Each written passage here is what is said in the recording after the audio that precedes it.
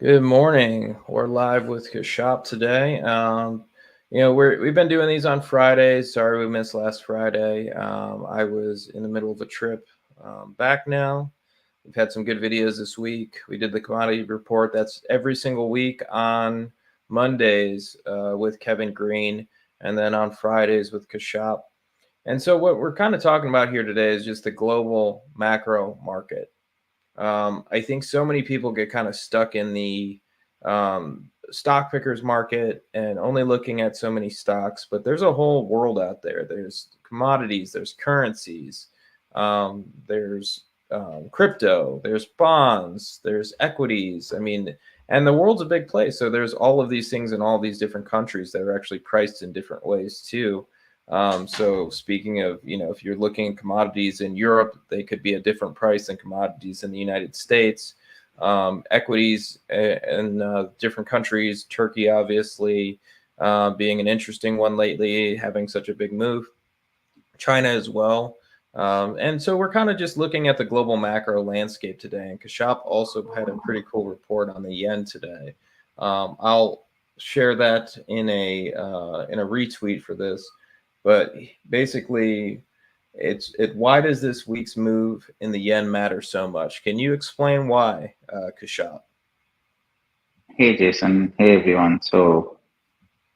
The so what's happening is that for quite a while there has been speculative pressure on the yen. So they all read the big macro stories, right? The Soros trade of shorting the pound and making so much money by going against the central bank, bringing them to their knees. All the bond vigilantes of the 80s. I don't know if anyone remembers them, but it used to be a thing where when a country does something that the bond market doesn't agree with, they would throw a kind of a tantrum wherein they would sell bonds, spike yields, and the country would have to reverse their policies. And you heard all these stories, and traders have grown up hearing about these hero trades.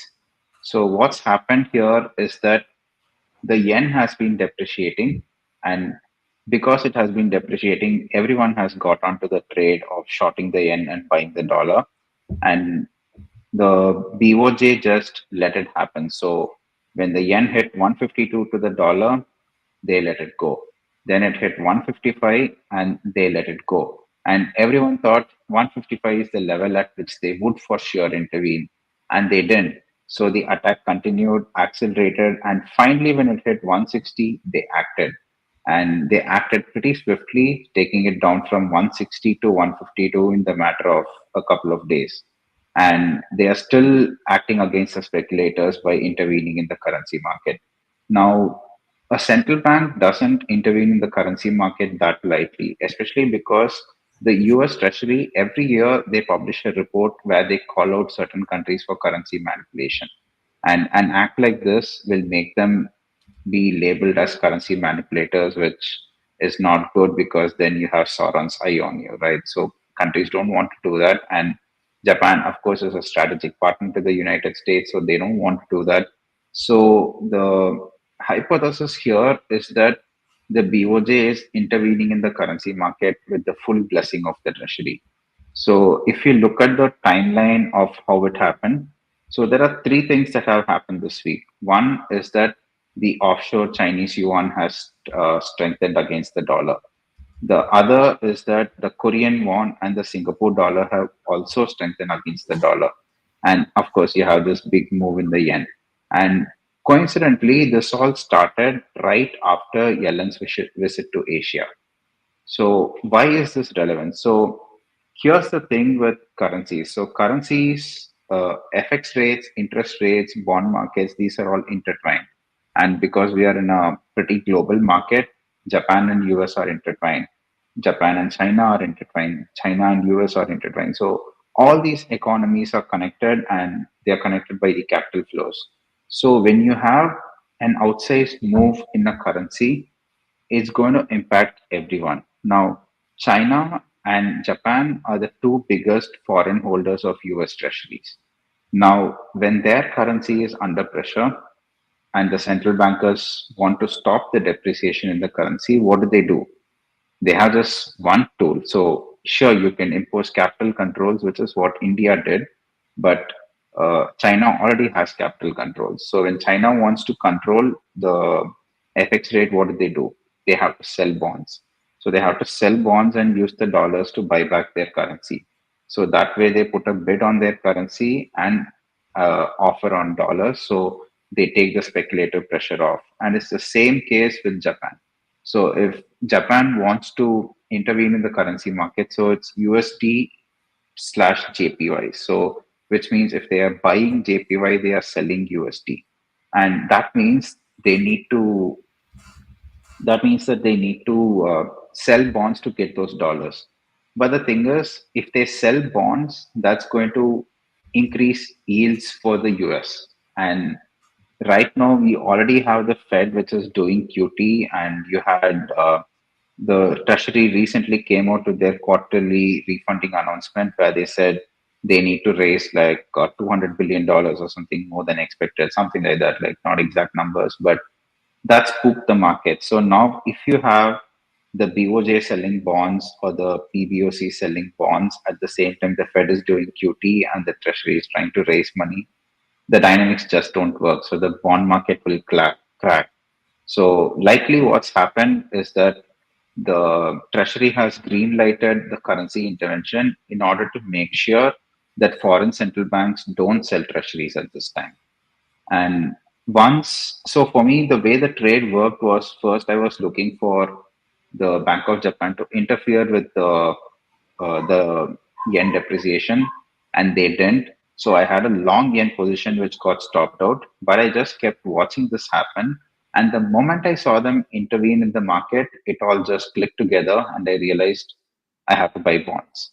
So that's how that came about. So this is the whole chain of logic, and of course there were other reasons to. So so if you look at someone who's buying, say, Bitcoin or a stock, what do they say? They're like, I'm buying the stock because the PE is cheap, and that's one single data point, and that's all they do. And macro doesn't work like that. You can't just use one single data point and take a trade, because if you do that, chances are you're going to be wrong, especially if you are employing first order thinking, you're definitely going to be wrong.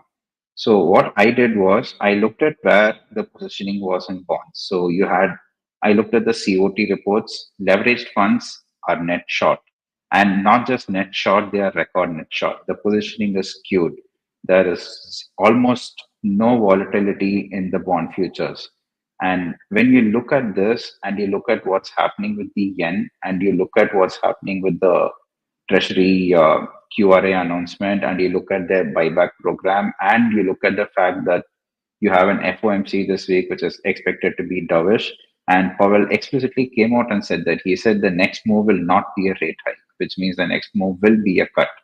And they also reduced the size of the QT. So you have all these factors coming together. And so I realized the trade with the yen is to buy bonds.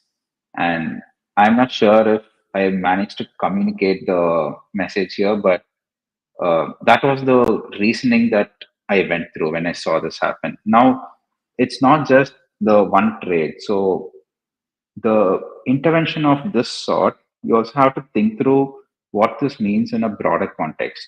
So the reason yen has kind of been in this downward spiral is because 10 years ago, they decided to embark on a QE program. And because they had interest rates at below zero at that time, everyone borrowed in yen and started investing it in the global markets. So Japan has always been a very, very open economy, not in terms of imports, but in terms of exports and capital flows. They have always been a very open economy. So what happened was investors all over the world went to Japan, borrowed in yen, and took those loans, moved it to other currencies to buy assets in other countries. So a lot of that went into the Chinese tech bubble of 2012, 13, 14. So you had all these unicorns coming up in China, the tech unicorns, and the money flowed into that. A lot of money went into US real estate, it went into US stocks, bonds, everywhere. And so, where do you have the biggest concentration of risk? The biggest concentration of risk is all these Japanese banks which have lent out money, and that money is no longer in the country.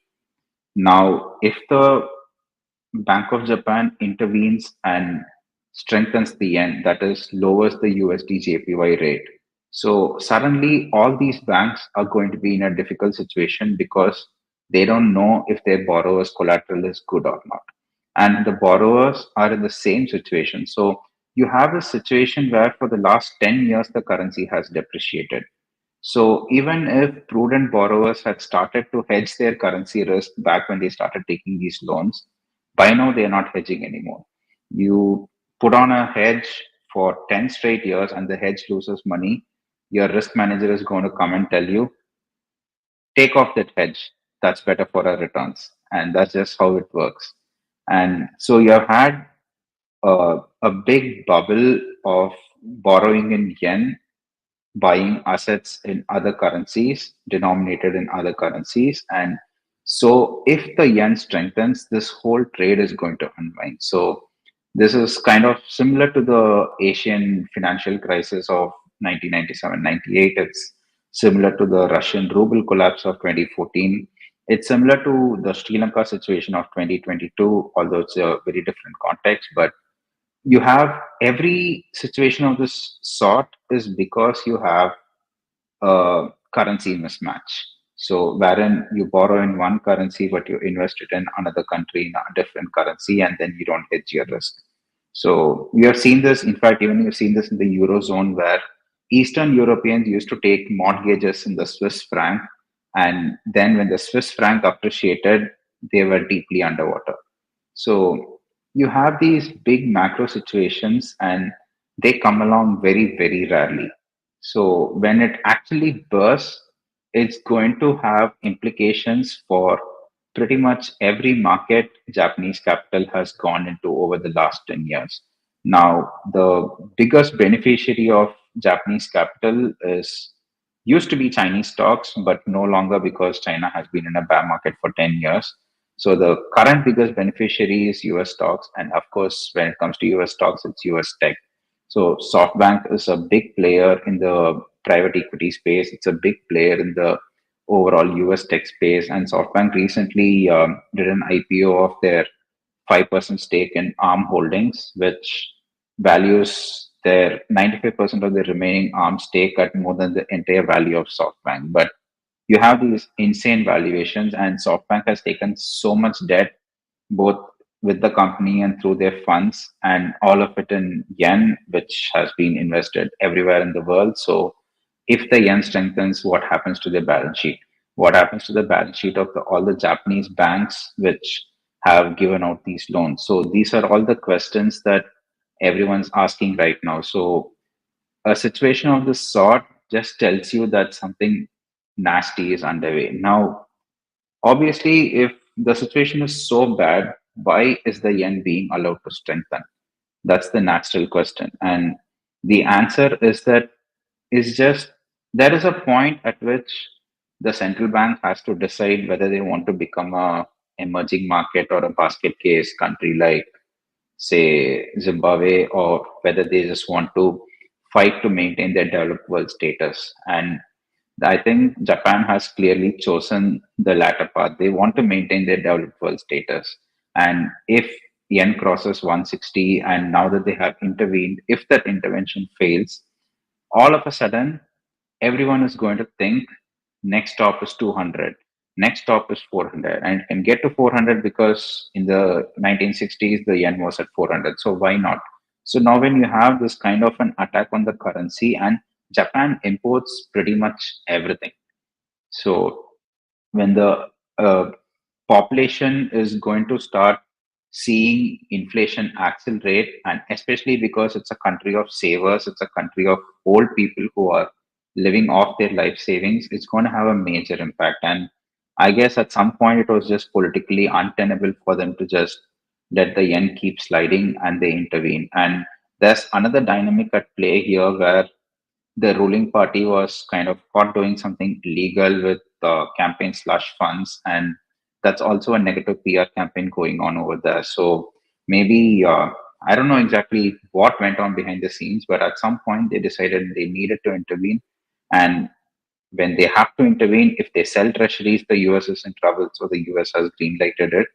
So I don't know how this is going to play out, but this kind of sets the scene as to what's happening. And I hope I made sense. So yeah, I'm just going to stop here. No, that's perfect because it's how it works, and I think that's why. I mean, it's a whole different conversation, but I think that's why you see so many traders kind of having a ADHD or some sort of like thing where they piece everything together. And that's kind of like when you're normal people when they have conversations with somebody.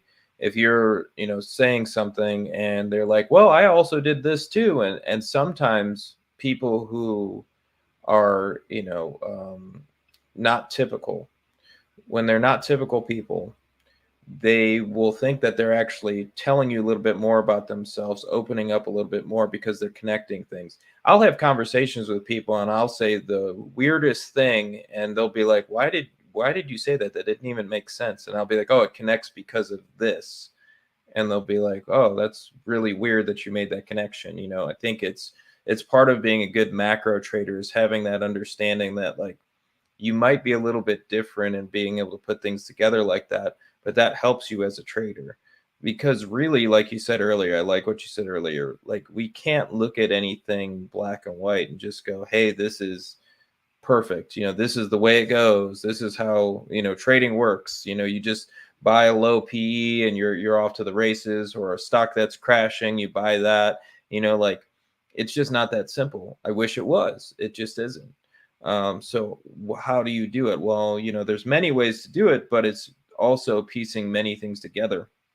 Putting together a thesis like you do, a fundamental thesis, there's many parts to it.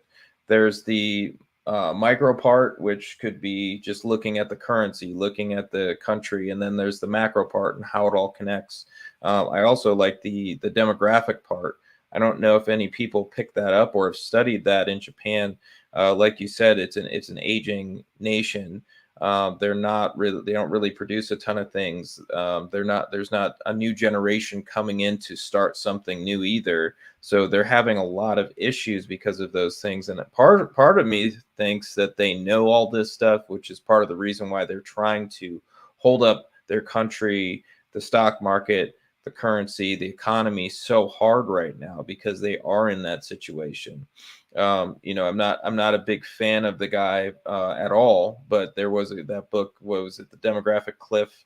I don't even want to say his name because I don't want to give him any credit, but he actually did come up with a cool thesis, and I think about Japan, and it has played out pretty well. Once again, it doesn't mean that everything's going to crash tomorrow because, like Kashop said, there's many parts to this trade. There's many parts to every trade.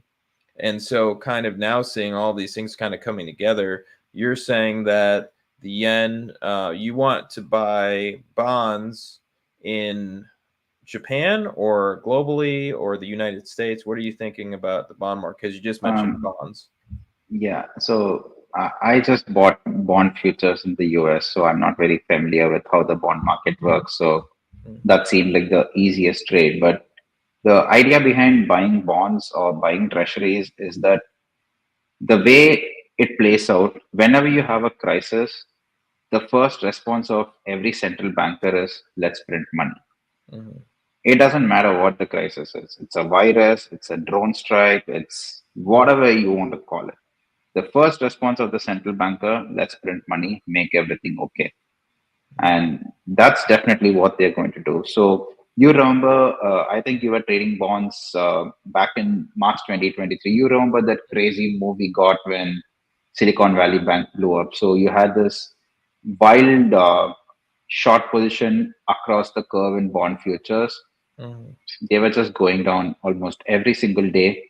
And then Silicon Valley Bank blew up. And I think bonds probably moved 5 to 7% in a day, mhm. which is, I mean, it's nothing in Bitcoin land, but It's it's the insane in equivalent of bonds. Bitcoin.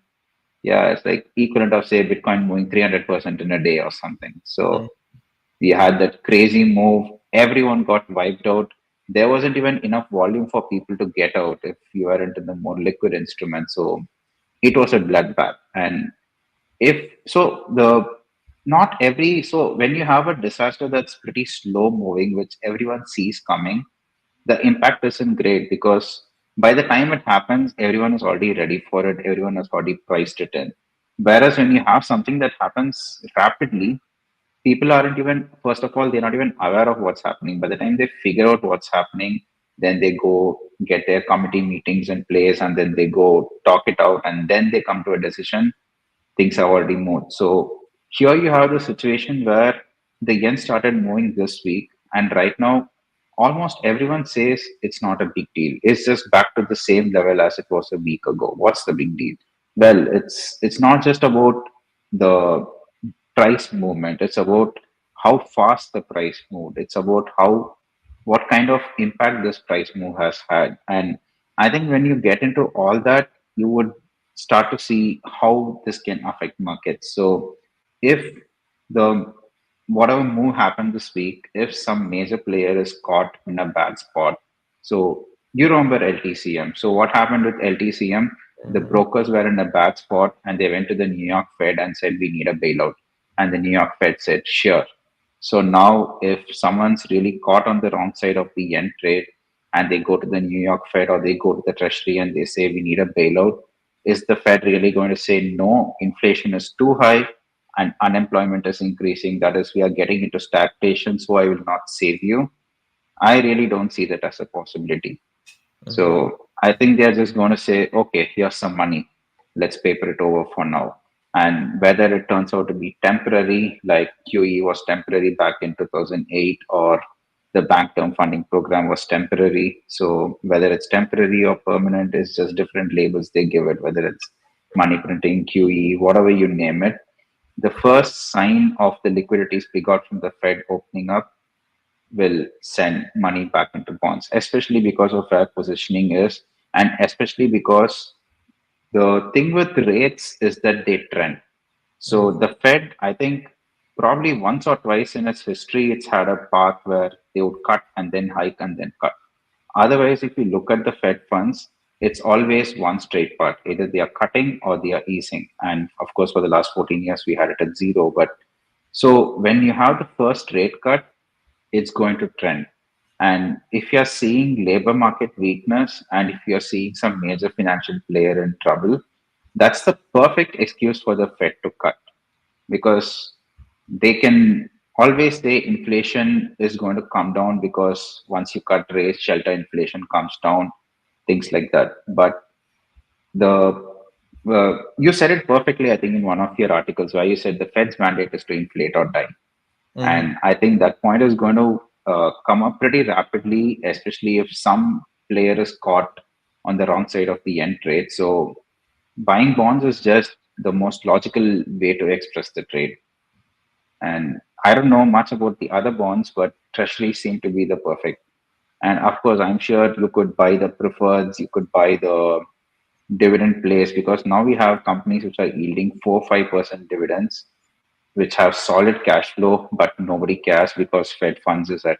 I mean, if you can get 5.5% with money in the bank, why would you bother with getting buying a dividend stock? So the whole 2018-19, there was this whole trade where people bought staples and utilities for the yield, and they bought bonds for the capital appreciation. So it was like a reverse way of looking at stocks and bonds. And now you have this entire situation where no one likes dividend paying stocks because, well, you could just have money in the bank and it earns more. So I think once the interest rates start to come down, you could probably start buying these high quality dividend stocks. And I'm sure there are many, many ways to express this trade. For me, it just seems like the easiest one is to just buy bonds, just buy the bond futures and figure out what comes next. So that's what I did. Oh, nice. And I mean, I guess the other thing to also ask is, are you looking at this as a long-term trade, or are you looking for just a kind of a bounce, like you mentioned, the 5 to 10%, 10% bounce that happened at one point? So the problem with the Fed cutting rates or rates going down in a stagflationary environment, and today's jobs report clearly shows that we are in a stagflationary environment wherein unemployment is going up, labor market is softening, inflation is high, which is the definition of stagflation. So if you have interest rates come down in an environment like this, so you have two factors at play. One is that the Fed will try its best to make long term rates, that is the 20, 30-year rates, the interest rates to come down. They'll want to make sure that bond yields on the long end don't spike. But unless they do something like yield curve control or operation twist, they really can't do that. So the long term rates will be in control of the bond market, and the bond market will be influenced by inflation expectations. And if the bond market sees the Fed cutting rates when inflation is increasing, I really don't know what's going to happen to the bond yields at that point. So it's an unknown factor. So we'll only know what's going to happen once it happens. So right now I see it as a trade, and that's also why I prefer being in the shorter duration bonds. So 2, 5, and 10. And I really wouldn't touch the 30-year bond. I think the 30-year bond is something that should just be avoided. It's similar to when in 2015 Argentina issued a 100-year bond. No matter what credit rating anyone assigns to Argentina, the prudent thing is to not touch those bonds, because Argentina probably has 10 currency crises in 100 years and probably two in a decade.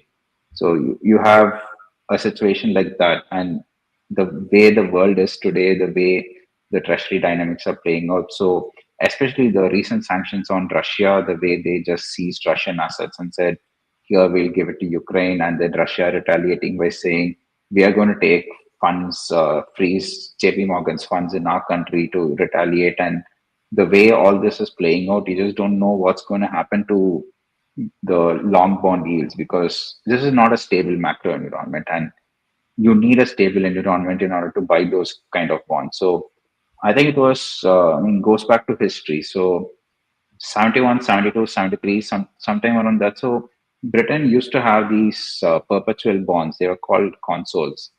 And I think they just disappeared. And they had other securities called gilts. So something like 70 to 80% of the value of those bonds was just lost in those 2, 3 years.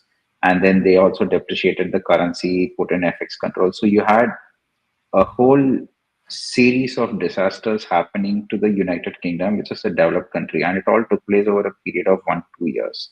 Now, if you are in the shorter duration bonds, of course, you will have a bid and you will be able to exit, because the way you and I see a macro picture, the way someone else sees the macro picture will be different. But if it's the 30-year bond, then I think everyone will pretty much be in unanimous agreement that this is just not going to work. So where the yield on the 30-year bond goes, or even the 20 to 30 range, I really have no clue. And I don't think that's something we can even guess until we see how the bond market moves. So my bet is just that when something bad happens, the central bankers respond like they always do, and they print money.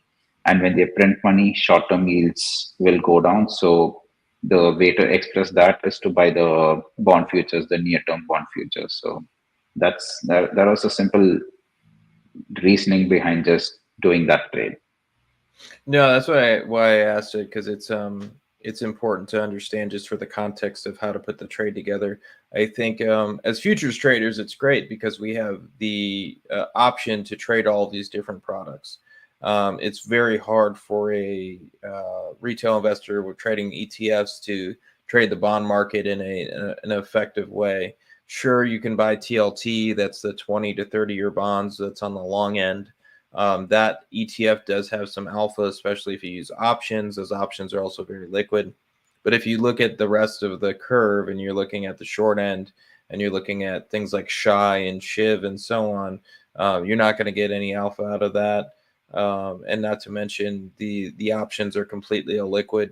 I don't know if that's changed over the years. I haven't looked at those options in 5 years, but I doubt they got very liquid over time. But look, also something to think about too. If you are looking at this chart of the bond market, I did have a question that asked about bonds, and why would you buy bonds? Why would you short bonds? They're all the way up here. I think something that was missed in this question was the fact that these are yields. So this is a chart of yields. So yields are inverse to bond prices.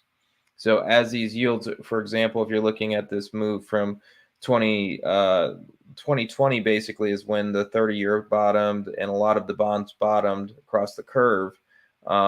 And basically you had a huge move up in yields up until now. So if you're looking at that, that's basically saying bond prices, we were actually short bonds from 2020 till recently. They're still kind of on the short side, even if we look at it today. The trend is still the other direction. What Kashop is mentioning is that the yields he thinks are going to move the other way, and the short end of the curve, which is at the top right now, is going to start moving down. So he wants to buy the short end of the curve, 2-year bonds, euro dollar futures. They don't call them that anymore. I think they call them SOFR rates now. I'm never going to get used to that. But if we're looking at it that way, we also have to know if we look at the cycle and we go all the way back to, this chart goes back to 86. And if you look at the ones on the short end of the curve, the 2-year goes all the way back. The 1-year doesn't. So if we look at the 2-year, you'll see most of the time the 2-year leads the way. So if we are going to see a breakdown, what's logical and what Kashop is also mentioning is the fact that the short end is going to come down before the long end, which is completely right. That's usually how it works. Yes, sometimes there is some movement where one might lead the other one a little bit, but usually the way they top is that the short end of the curve starts to come down very quickly and hard. So, I mean, think of 2020 even, we get into the crisis. They're just cutting rates as fast as possible. You could see the green line way above the black line there. And then, as it bottoms, we see the 30-year, which is in 2020, the 30-year starts to lead the way up. And then all of a sudden, the 2-year starts to outpace that and catch up very quickly. So, the bond market is very dynamic, and there's bonds all over the world. There's JGBs, which is the Japanese bonds. There's a lot of people who've tried to bet one way or the other on those for many, many years. But being that the bond market is so dynamic, it's something also to always kind of pay attention to understand what the market's doing or what type of environment you're in. Like Kashop mentioned, that reflationary to stagflationary environment, which is what I also see we're moving into. We've gone from this reflationary where, some of those sectors like financials, energy, and so on did very well. And now we're kind of moving into more of a stagflationary environment. But that reflationary to stagflationary environment, you'll usually see yields moving up quickly in that environment. So when yields are moving the other direction, you usually see a different environment. So meaning that most of the time that's a Goldilocks style environment. When we saw bonds even bottom in October 2022 and the market bottom in October 2022, we saw the tech rally, and that's a Goldilocks style environment. Now we're in a very different type of environment. We have to continue to watch here because this is an incredibly dynamic market that I don't know if I've seen before. I've never seen the market in a inversion for this long. In the bond market, I've never seen the market kind of shrug off things the way it has over the last couple of years, which usually is telling me that there's something under the surface here. And that could be good or bad. Sometimes under the surface means that we have a reason to cut rates going forward. So the market's seeing that, which is why we saw this rally. Liquidity is also coming in many different ways. So maybe that could be some reason why the market rallied so much. Also, it could be another way, which is you could look at this and go, okay, well, these rates here are so high, and the amount of debt that we have in our economy, in our world, actually, not just the U.S., but the whole world, is putting so much pressure on everything that they have to cut rates at some point. Which is why, the statement I always leave, it's from Richard Russell, is inflate or die. Because really, people always, I had some conversation the other day and someone basically was very upset with what I said about that. And it's like, well, the Fed can do anything and they have all these tools and they do this and that. And I'm like, yeah, they have tons of tools and they can do a lot of things. But at the end of the day, they have that decision to make, and that decision is inflate or die. Can they hold rates at zero forever? No, because then they can't keep the game going. The game has to turn back into being able to cut rates again at some point. They finally do have the ammunition to do that at some point now. We have rates that we haven't seen since the early 2000s. And so we could see that turn down here. And that's what Kashap's looking at today. But I think it's a super interesting idea. You know, we're still, obviously, I'm a trend trader. The trends for bonds are still to the downside, but it's not, it makes a lot of sense here that we see a higher low in yields and then yields start to move back down, because that's what the market should be doing at some point. That's the normal reaction. Once again, you can't think of the market in a way where it should do this or it should do this, but you want to make your templates like we're talking about today. This is just a template. Here's the idea.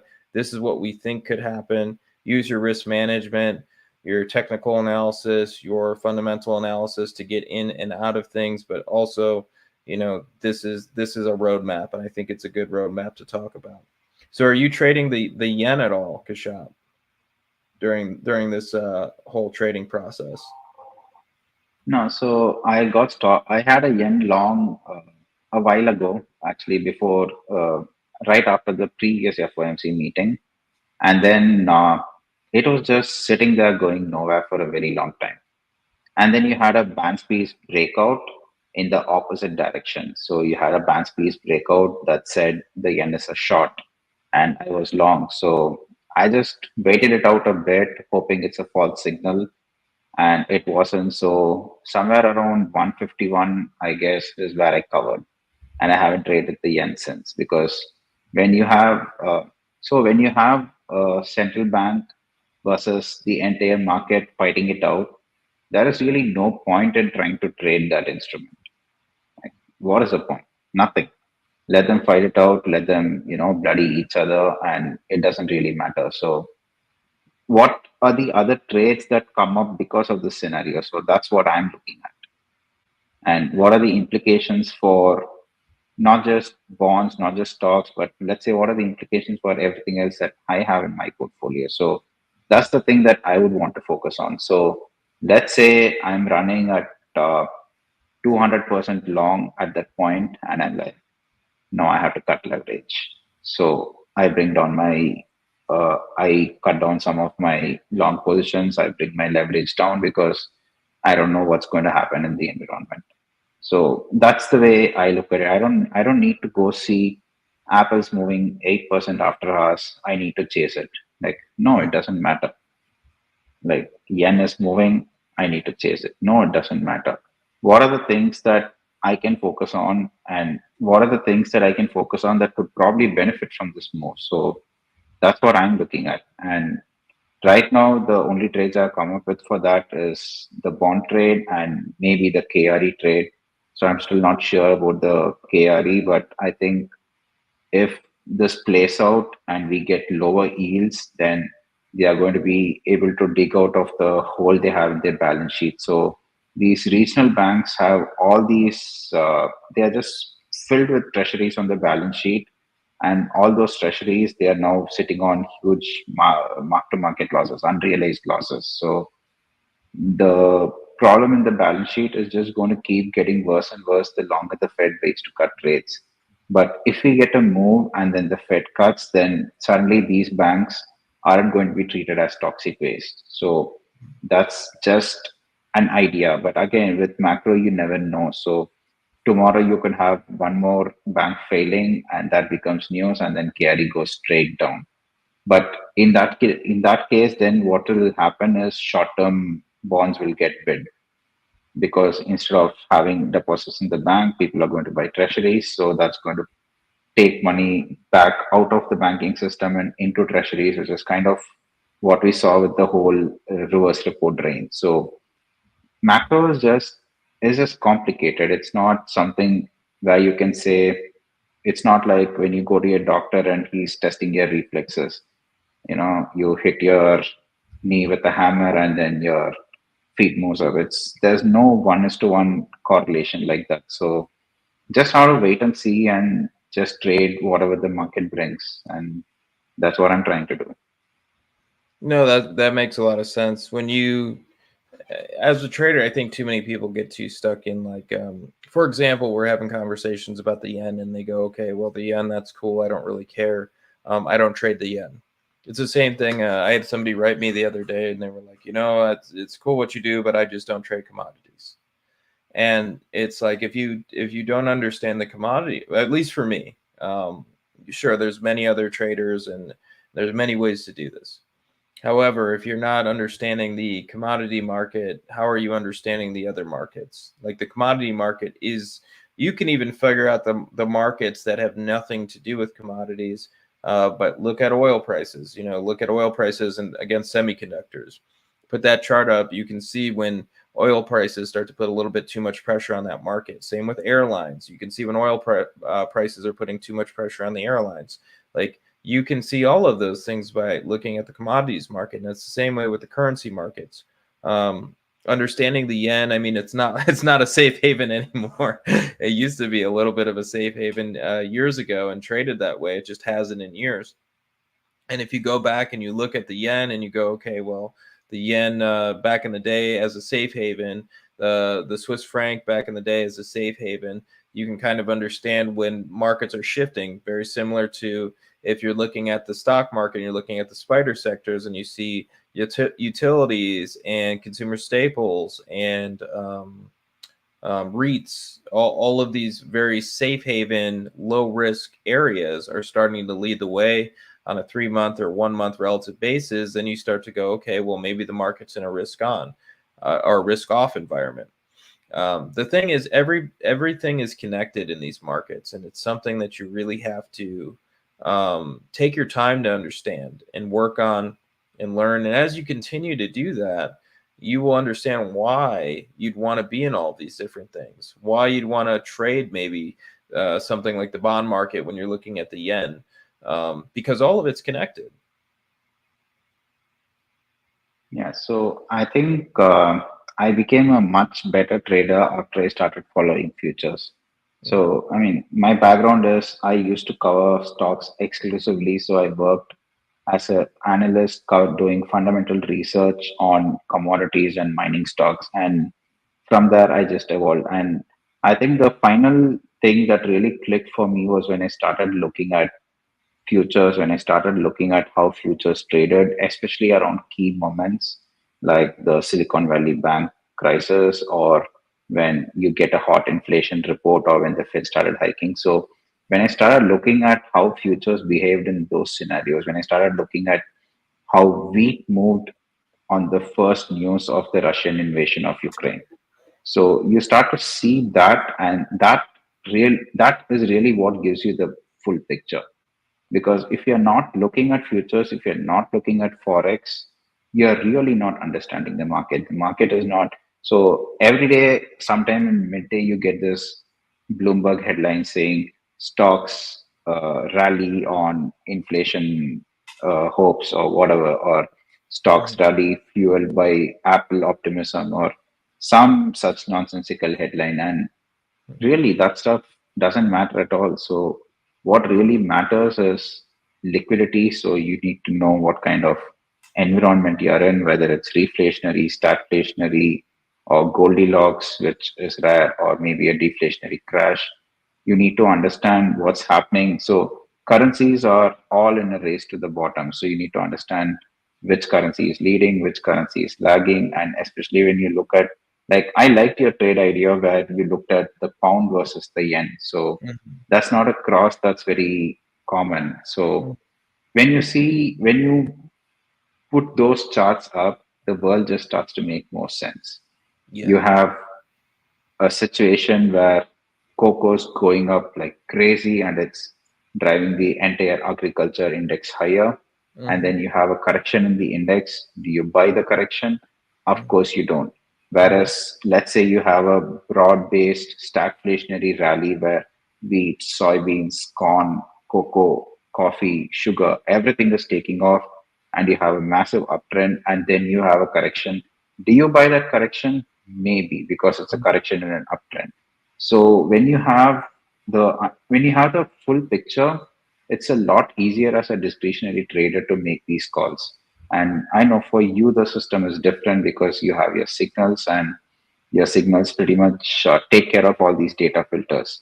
And if you trade that way, you need to work on building that system. And if I trade the way I do, then I need to work on building this system. And it's not like there is just one way to trade or two ways to trade. Like there are multiple ways to trade, which all make money. But one thing that is common to everything is you need to look at the charts.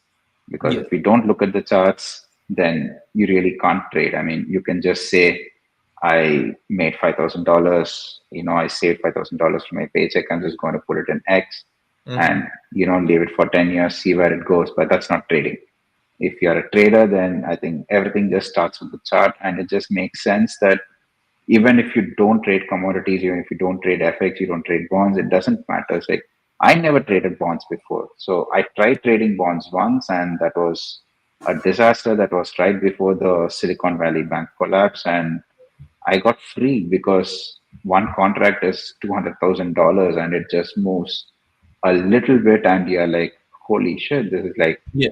a big part of my account. And yeah, like, and if I'm having a bond position, there is no way I can buy something else because suddenly all my margin is used up. And so I never traded bonds before. This was my first time, but I have been following the market for a long time, and I've been following all the, especially the work you do with the intermarket analysis, where I mean the copper to gold ratio, or whether you're looking at bonds and the S&P, whether you're looking at advanced decline line, all these charts really tell you the whole story. And if you're not doing that, then I don't think you can really be a good trader without doing that. Or if you're already a good trader without doing that, I think if you just add that, it just multiplies wherever you are. Because that was my experience. I think it was around 2022 that I started following all the other markets, and that really has enriched my trading style.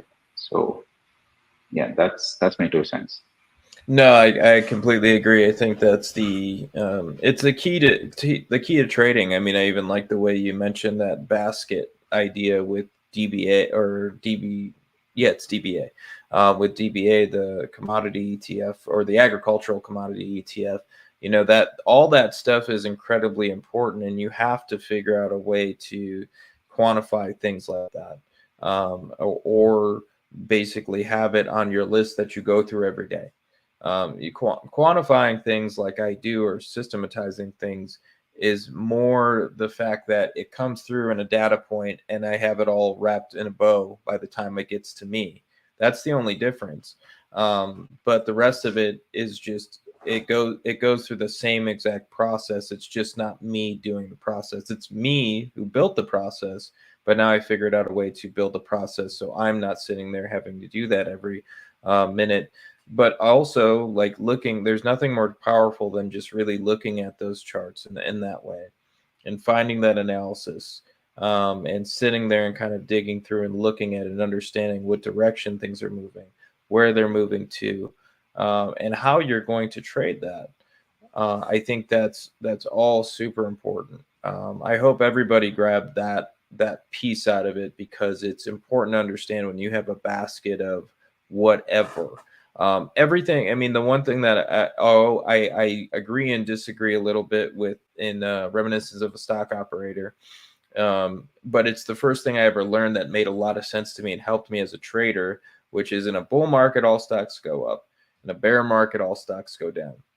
And for the most part, 99% of that is true.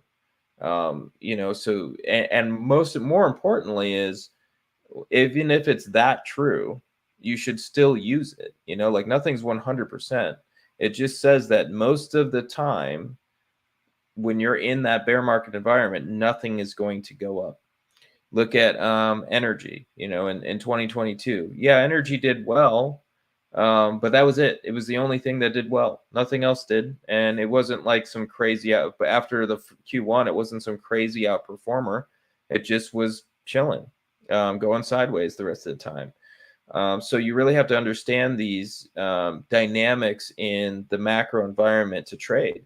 for example, if you're a stock trader and you don't understand that the market's in a bull market, and let's say oil is raging too, then you don't really know where to be positioned. Let's say oil looks like crap, and something like today, where we're seeing gold showing relative strength to a lot of things, and you're also seeing the stock market's very volatile, and then you could figure out maybe a different trade in that. Kashop's figuring out through this environment that he would want to be in the bond market possibly. I think all of that is how you trade and trade well. So I actually have to go in a second. I got another video in a minute with a client. So Kashop, awesome to talk with you, man. Let's do this next week, and I'll see you soon.